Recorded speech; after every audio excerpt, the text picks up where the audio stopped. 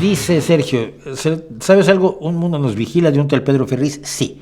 Mira, Pedro Ferriz era un locutor de la televisión mexicana que hacía noticieros, hacía informativos, y si mal no recuerdo, ese era fundamentalmente su trabajo. Hacía informativos, creo que hacía algo de narración de fútbol, pero se apasionó con los ovnis.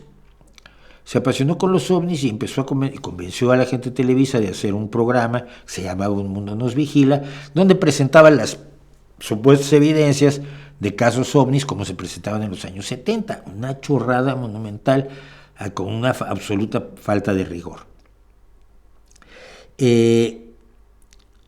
Pero era muy respetado y era muy querido.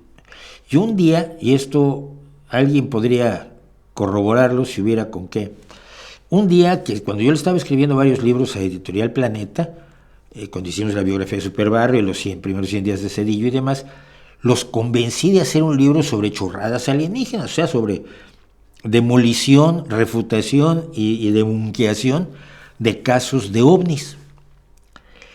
Y bueno, el editor, hay un montón de editores que trabajan en Planeta, lógicamente, cada uno tiene su espacio de libros y de autores. Y no me acuerdo quién era, que ya había yo convencido de esto.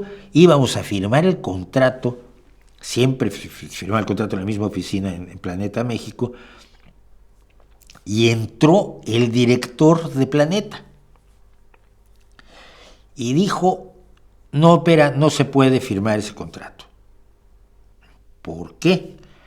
Porque uno de nuestros mejores vendedores de libros es el señor Pedro Ferriz, y si sacamos este libro, pues es darnos una patada, un tiro en la pierna, en el pie, porque nos va a quitar ventas de Pedro Ferriz. Y a ver, yo soy don nadie, no le voy a quitar ninguna venta a Pedro Ferriz, pero entiendo que sois una basura, ¿no? O sea, ¿cómo puedes hacer eso?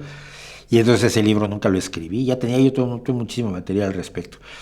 El hijo de Pedro Ferriz luego ha sido también un lector de noticias durante siglos en México. Yo me acuerdo de Pedrito Ferriz de Con, fíjate, el día que asesinaron a John Lennon. Así que, y de esto hace ya pues un porrón de años, 43 años, ¿no?